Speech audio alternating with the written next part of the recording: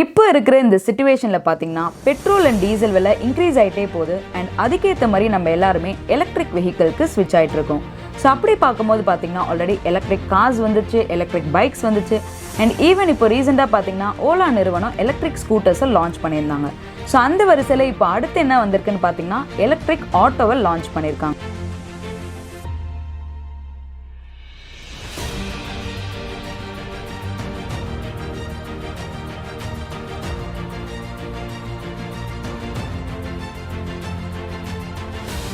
So இந்த Vega electric auto எந்த கண்ட்ரியில் லான்ச் ஆயிருக்கு அண்ட் இந்த ஆட்டோவில் என்ன மாதிரியான இன்ட்ரெஸ்டிங் ஃபீச்சர்ஸ்லாம் இருக்குது, இதை பற்றிலாம் தான் இன்னைக்கு வீடியோவில் நம்ம பார்க்க போகிறோம்.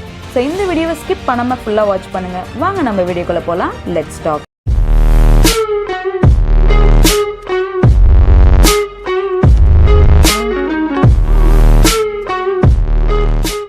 Vega Innovations சொல்லப்படுற இந்த Vega நிறுவனம் பார்த்தீங்கன்னா ஸ்ரீலங்காவில் இருக்கிற ஒரு ஆட்டோமொபைல் மேனுஃபேக்சரிங் கம்பெனி. இது ஒரு ஸ்டார்ட் அப் கம்பெனின்னு சொல்லலாம். ஸோ இந்த கம்பெனியோட ஹிஸ்ட்ரி பார்த்தோன்னா 2013 இந்த கம்பெனியை ஸ்டார்ட் பண்ணியிருக்காங்க.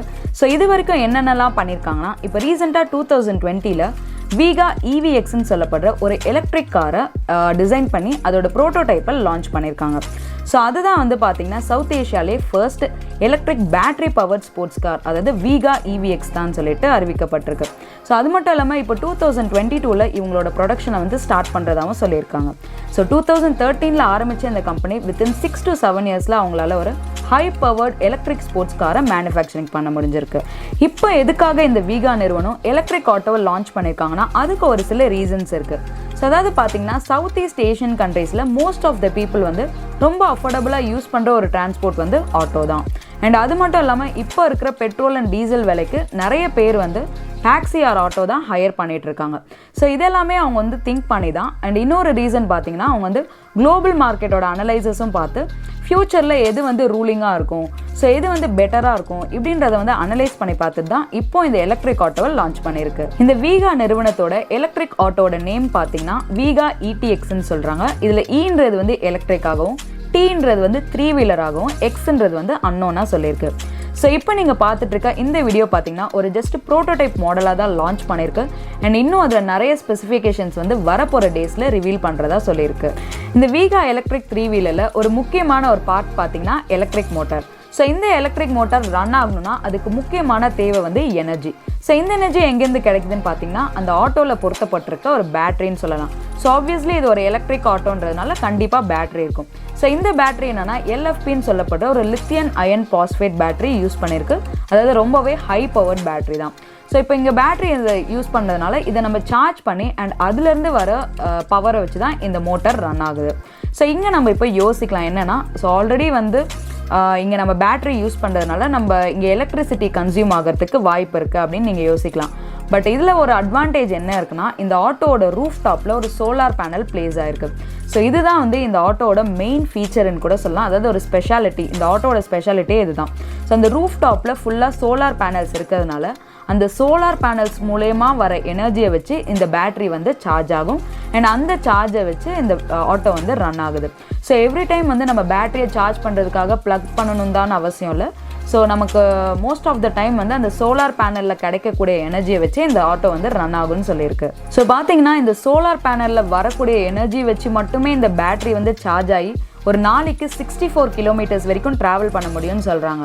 ஸோ என்னதான் வந்து அந்த சோலார் பேனலோட சைஸ் வந்து ஸ்மாலராக இருந்தாலும் ஆட்டோவோட நேச்சர் பார்த்தீங்கன்னா அது ஒன்று பார்த்தீங்கன்னா ஸ்டாண்டில் இருக்கும், அப்படி இல்லைன்னா ஒரு மூமெண்ட்டில் இருக்கும். ஸோ எப்படி பார்த்தாலும் வந்து அது சன்லைட் கீழே இருக்கிற மாதிரி தான் இருக்கும்.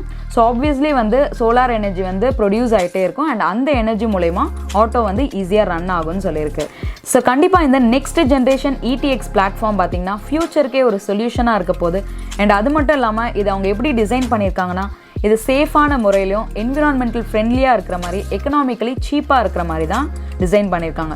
ஸோ இங்கே என்விரான்மெண்டல் ஃப்ரெண்ட்லின்றது எதை சொல்கிறாங்கன்னா இப்போ நம்ம நார்மல் ஆட்டோ கம்பேர் பண்ணும்போது அதில் வந்து பெட்ரோல் ஆர் டீசல் யூஸ் பண்ணுற மாதிரி இருக்கும். ஸோ ஆப்வியஸ்லி வந்து அங்கே ஸ்மோக் க்ரியேட் ஆகுது. ஸோ அது மூலமா வந்து ஏர் பொல்யூஷன் வருது. ஸோ அந்த ஒரு டிஸ்டர்பன்ஸ் எல்லாமே வந்து இந்த எலக்ட்ரிக் ஆட்டோவில் இருக்காது. ஸோ அதனால் வந்து இது ஒரு என்விரான்மெண்டல் ஃப்ரெண்ட்லியாக இருக்குது. அண்ட் அது மட்டும் இல்லாமல் நார்மல் ஆட்டோ கம்பேர் பண்ணும்போது இது எக்கனாமிக்கலி சீப்பாகவும் இருக்குது. ஸோ இந்த ஆட்டோவோட டிசைன் பார்த்தீங்கன்னா பின்னாடி பேசஞ்சர்ஸ் வந்து கம்ப்ளீட்டாக ஃப்ரீயாக உட்காரலாம். அண்ட் அது மட்டும் இல்லாமல் அவங்களோட லக்கேஜஸை சேஃபாக வச்சுக்கிறதுக்காக ஒரு செப்பரேட் ஸ்பேஷியஸாகவும் அங்கே இருக்கிற மாதிரி டிசைன் பண்ணியிருக்கு. ஸ்ரீலங்காவில் இருக்கிற இந்த வீகா நிறுவனம் பார்த்தீங்கன்னா வீகா ETXன்னு சொல்லப்படுற இந்த எலக்ட்ரிக் ஆட்டோவை ஸ்ரீலங்காவில் மட்டும் லான்ச் பண்ணாமல் சவுத் ஈஸ்ட் ஏஷியன் கண்ட்ரீஸ்லையும் இதை லான்ச் பண்ணியிருக்காங்க. ஸோ நான் முன்னாடியே சொன்ன மாதிரி அங்கே இருக்கிற மக்கள், அதாவது நடுத்தர மக்கள் வந்து எல்லாருமே வந்து யூஸ் பண்ணக்கூடிய ஒரு காமன் மோட் ஆஃப் டிரான்ஸ்போர்ட் வந்து ஆட்டோ தான். ஸோ அப்படி இருக்கும்போது அந்த மாதிரி இடங்களில் இவங்க வந்து அதை லான்ச் பண்ணாங்கன்னா நல்ல ஒரு வரவேற்பு இருக்கும் அப்படின்றதுனால மற்ற கண்ட்ரீஸ்லேயும் வந்து லான்ச் பண்ணுறாங்க. ஸோ இந்த எலக்ட்ரிக் வெஹிக்கல்ன்றது நம்ம பார்த்தோன்னா யூஸ்வலாக நம்ம பேட்டரியை வந்து சார்ஜ் பண்ணி ப்ளக்இன் பண்ணி யூஸ் பண்ணுற மாதிரி தான் இருக்கும். பட் இந்த ஆட்டோவில் ஒரு ஸ்பெஷாலிட்டியே வந்து நான் சொன்ன மாதிரி அதில் இருக்க அந்த நேச்சுரல் சோர்ஸ் ஆஃப் பவர், அதாவது அந்த சோலார் எனர்ஜிலேருந்து கிடைக்கக்கூடிய பவரில் இந்த ஆட்டோ ரன் ஆக போகுது அப்படின்றது வந்து உண்மையிலே ஒரு ஹைஃபை டெக்னாலஜின்னு சொல்லலாம். ஸோ இது எப்படி இருக்க போகுதுன்றது நம்ம ரிலீஸ் ஆகும்போது பார்த்து தெரிஞ்சுக்கலாம். ஸோ இந்த வீகா நிறுவனம் வந்து இதை வந்து நெக்ஸ்ட் இயர் வந்து ப்ரொடக்ஷன் ஸ்டார்ட் பண்ணுறதா சொல்லியிருக்காங்க.